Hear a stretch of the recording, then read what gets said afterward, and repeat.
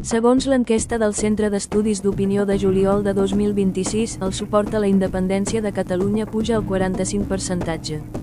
La primera vegada en 6 anys que arriba a aquest nivell.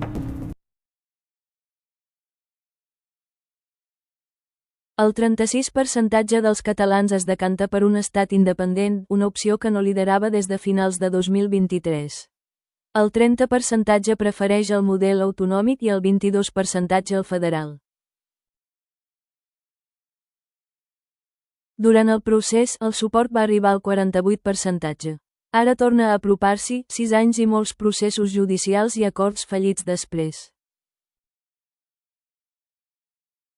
La paradoxa política és notable, el suport a la independència ha pujat sota governs progressistes a Madrid, no durant els governs del PP.